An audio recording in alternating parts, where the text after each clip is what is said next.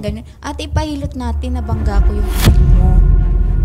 Sana, ayusin niya naman na wag naman sila magparinig-rinig. Kahit yung kapatid niya kagabi, dinaanan, ay, ang sarap nga burahin ng mukha, ganun. Umpisa na natin ang tabang ora mismo. Ito mga kaaksyon nung nakarang buwan pa, ika-5 ng Abril, nang mabangga ng isang lalaking sakay ng motorsiklo ang isang 6 na taong gulang na bata sa Tabaco City. Hinaing ng ina ng bata ay makausap ang lalaking nakabangga dahil isang buwan na raw ang nakalipas ni minsan ay hindi raw ito tumulong sa gamutan ng kanyang anak. Kasama natin ngayon si Lovelyn Almuete, ang nanay ni Cristal. Tama ho ba na isang buwan na po ang nakalipas? Kamusta na po itong anak niyong si Cristal? Opo, tama po yun. Isang buwan na po ang nakalipas. Tsaka po, si Cristal po, ayos naman po siya na gumaling na po ang kanyang mga sugat dito kasi nagkabukol-bukol po siya, sir. Apo. Ang tama niya po ay sa kanyang ulo, lalo na po dito sa may noo. Opo, maaari niyo bang maikwento, ma'am, sa amin kung paano nangyari yon? Anong oras po ito nangyari? At bakit siya nakalabas dun at paano ito nabangga ng motorsiklo ni Alfred? Nung araw pong yun, kami po ay naglinis sa labas. Tapos pumasok na po kami kasi may tindahan po kami. Hapon-hapon po kami naglilinis. Opo. Pumasok na po kami, pinapasok ko na po yung mga bata. Nagtimpla po ako ng gatas. Tapos yung isa pong kapitbahay namin is, sa may gate po yung bahay, doon po sila papasok. Humawak po sila sa gate, habang nagtitimpla po ako ng gatas. Napadaan naman po itong si Alfred, tapos yung girlfriend niya po. Apo. Nabanggaan po ng Hindi naman po yung bata tumakbo. Nandoon lang po sa may gilid ng gate.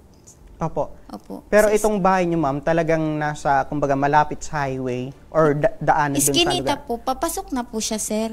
Opo. Paano yung, ma'am, bakit gaano kalakas na nabangga itong anak niyong si Cristal? Kung bakit na nagtamo ito ng mga sugat sa kanyang muka?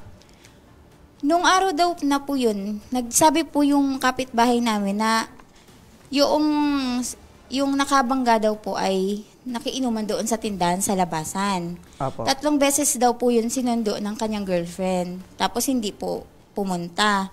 Parang nagalit na yung girlfriend. Saka lang po siya pumunta po doon sa inuupahan nilang bahay. Sa looban po sila.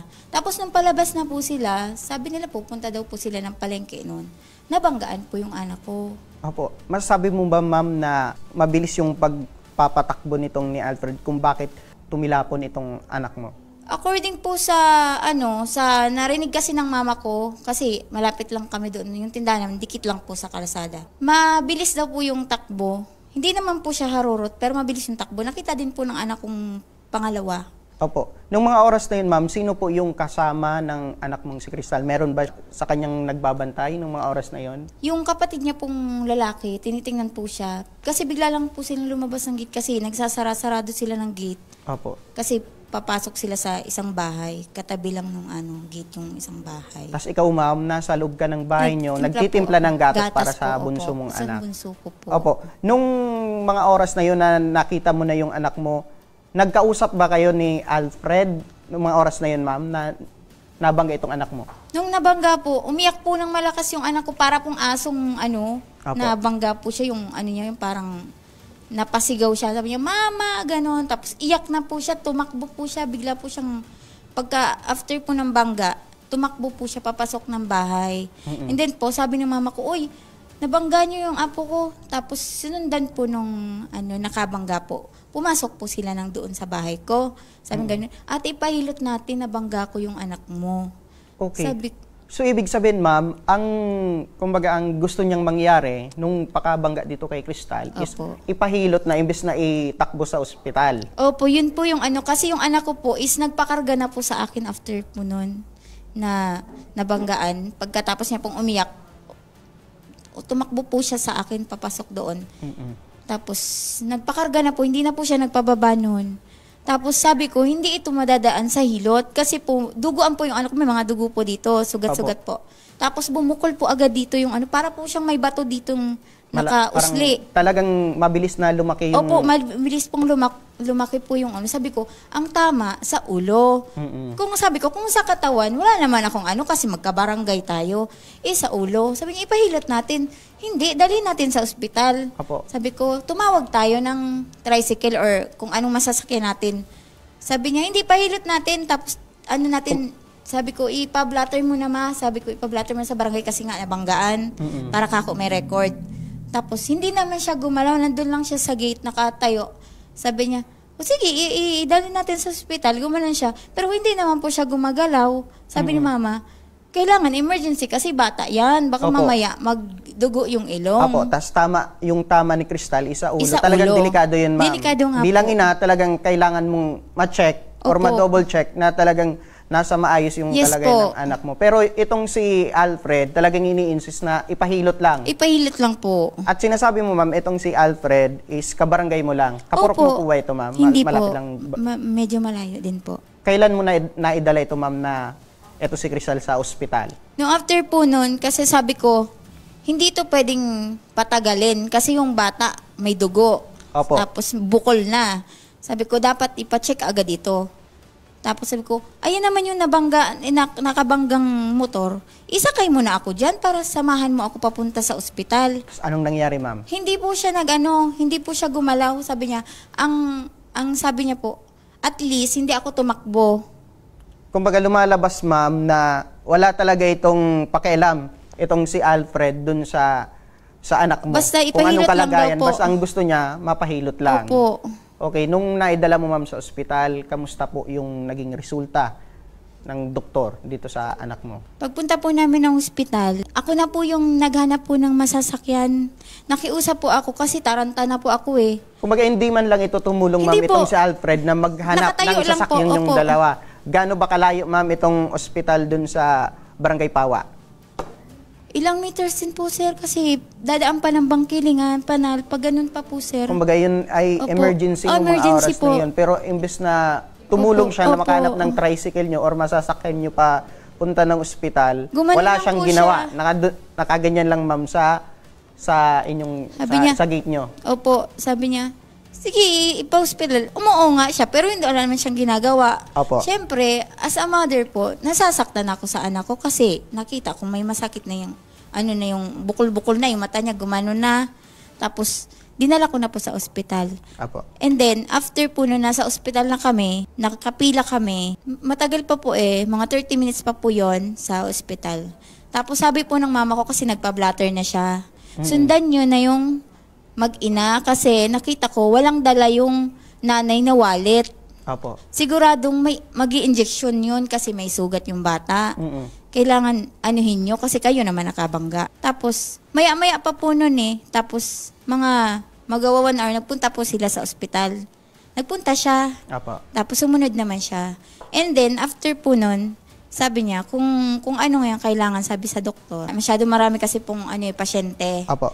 Hindi pwede masyadong marami din yung tao doon kasi nakakaabala daw po sa emergency, pag may emergency. Sabi ko, antay na lang kayo sa labas, dyan lang sa may pinto, kung yung pwede ko kayong matawag. After po nun, nawala na po sila, hindi na po sila nagpakita.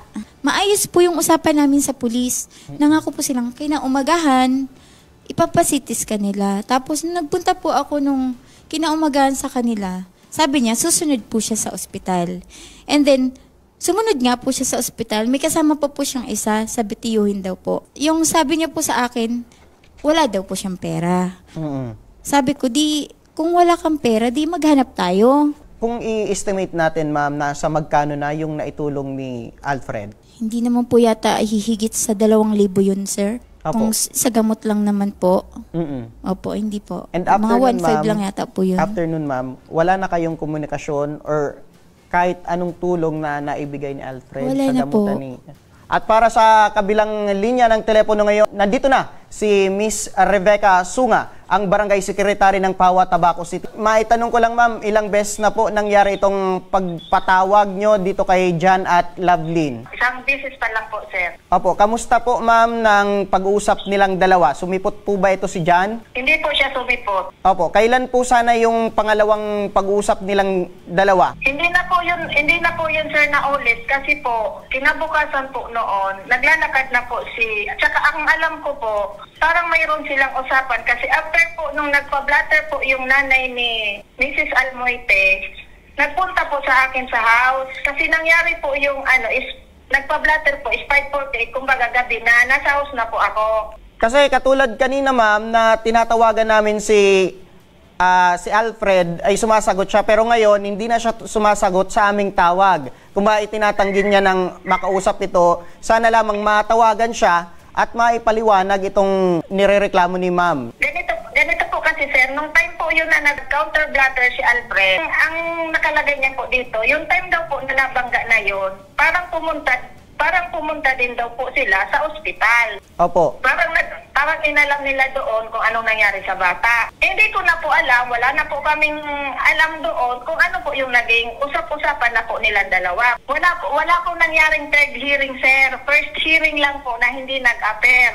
Tapos po, wala na pong nangyaring another hearing po. Kasi nga po, yun na nga po yung time na naglalakad na si Tapos parang nai-advise ko na lang na basta lahat ka ako ng gastos, saka natin patatawagan.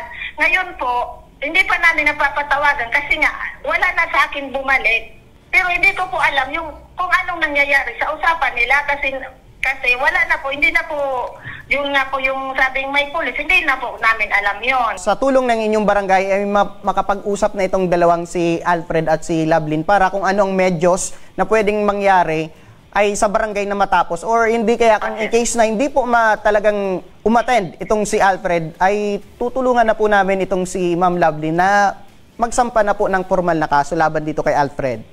Sige po, sir. Sige Apo. po, sir. At para naman sa pagbibigay ng linaw at maaring legal na aksyon kung sakaling walang mangyari sa kasunduan sa inyo ni Lovelyn at John, nasa kabilang linya ng ating telepono si Police Brigadier General Andre Perez Dizon, ang Regional Director ng Philippine National Police Region Office 5. RD, ano po ang maaring mangyari kung sakaling hindi tumupad sa usapan itong si John? Ay, opo, pwede po mag-file ng estapa yung biktima pag hindi po nagtupad. Pasok po ba ito, RD, sa reckless imprudence resulting to physical injury? Opo. Pag ano man na bagay na ang may dala, yung makina ang dinadala, reckless imprudence po palagi yan, sir. At kung ano man po ang nakaatas na distraction or injury, yun po ang i-charge sa kanya po, sir. Hindi po ba dapat, RD, nung mga araw o mismong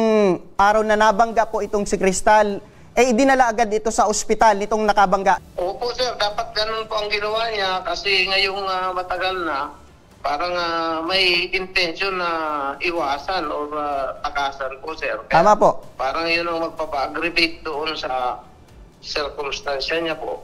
Dahil sa sinabi mo po, RD, ano po ang maaring karapin niya sa ginawa niyang itong sa pagtakas o pag-iwas po na makatulong po dito kay Crystal? Ay, pwede pong i-file natin po yung reckless imprudence resulting in physical injury, or kung may kasunduan na sila, gaya ng narinig ko, sir, at hindi niya tinupad, estapa po ang i-charge natin sa kanya po, sir. Apo. Dahil po dyan, RD, ano po ang inyong maipapayo sa kanilang dalawa?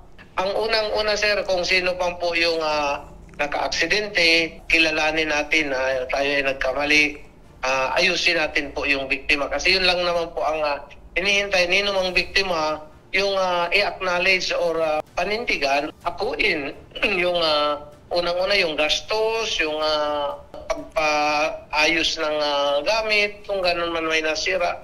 Parang ganun lang po, sir, na dapat responsable siyang nagkausap po.